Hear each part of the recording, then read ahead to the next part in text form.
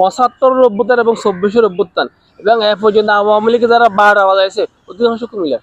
1991 সালের নির্বাচনে বৃহত্তর কুমিল্লার 22টা আসনের মধ্যে মাত্র একটি আসন আওয়ামী লীগ পাইছিল। বলে কুমিল্লার মানুষ আদিকাল থেকে আওয়ামী লীগ বিরোধী ঐতিহাসিক কারণে, এই জন্য শেখ হাসিনা কখনো কুমিল্লা নামে বিভাগ চায়নি। এটা আসলে আওয়ামী লীগের একটা খুব আর কি, বাংলাদেশে আওয়ামী লীগের যত মোটামুটি নষ্ট বা অনিষ্ট সেটা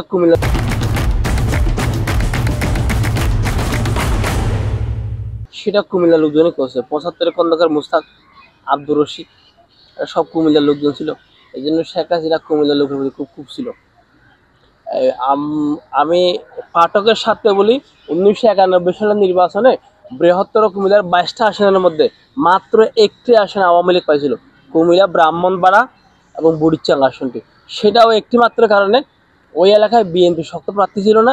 আর আওয়ামী লীগের যে প্রার্থী ছিল আব্দুল মতিন খসরু, নির্বাচনের একদিন আগে তার সমস্ত নির্বাচনের ক্যাম্পেইনগুলো ফুরানো হয়েছিল। সে নিজেই পুড়িয়েছিল তার কর্মীদেরকে দিয়ে, যাতে মানুষের সিম্পেথি আদায় করা যায়। আব্দুল মতিন খসরু একজন আইনজীবী ছিল, তো ফলে পাবলিক পালস তিনি বুঝতেন। তিনি বুঝতেন যে না, কুমিল্লা তিনি বিজয় লাভ করবেন না, কুমিল্লা মানে প্রচুর আমলের বিরোধী। এই জন্য হচ্ছে 1991 সালের নির্বাচনে নিজের নির্বাচনী ক্যাম্প নিজেই পুড়িয়ে আব্দুল মতিন খসরু নিজের আসনে নিজে জিতছিলেন। আব্দুল মতিন খসরু লোক হিসাবে অনেক ভালো ছিলেন, দক্ষ লয়া ছিল, কখনো এলাকার মানুষের কাছ থেকে ফি নিতেন না। এরপরে তিনি দেখলেন না তিনি বিজয়ী হবেন না, তিনি একটা নাটক করলেন। নিজের নির্বাচনী ক্যাম্প, নিজের নির্বাচনী যে পোস্টার, সে নিজেই তার কর্মীদেরকে ফুরিয়ে ফেললেন। সেটা দায়ভার বিএনপিদেরকে ছাপাই দিলেন এবং তিনি শেষ পর্যন্ত বিজয় লাভ করলেন। এই হচ্ছে বৃহত্তর কুমিল্লার মানুষ আওয়ামী লীগের প্রতি কতটা ক্ষুব্ধ তার উদাহরণ। এই যে দেখেন 2008 নির্বাচনে আওয়ামী লীগের বিপুল পরিমাণ, তো এরপরেও কুমিল্লায় তারা 2-3টা আসনে হারছে। বৃহত্তর কুমিল্লায় তারা 2-3টা আসনে কিন্তু হেরে গেছে। বলে কুমিল্লার মানুষ আদিকাল থেকে আওয়ামী লীগ বিরোধী ঐতিহাসিক কারণে, এই জন্য শেখ হাসিনা কখনো কুমিল্লা নামে বিভাগ চায়নি। সমস্যা না, আরে কুমিল্লাতে আছে, কুষ্টিয়ায় নাই, কুড়িগ্রামে নাই, ওইসব কুতে আওয়ামী লীগের কোনো সমস্যা ছিল না। কুমিল্লার নিয়ে কেন সমস্যা? কুমিল্লার নিয়ে সমস্যা আর একটাই কারণ, কুমিল্লার লোকজন 75-এ বঙ্গবন্ধু হত্যার সাথে জড়িত ছিল। এবার দেখেন 24-এর যে গণ অভ্যুত্থান, 24-এর গণ অভ্যুত্থানে যারা প্রধান নায়ক, একদম নাহিদ ইসলামের আদি বাড়ি কুমিল্লা।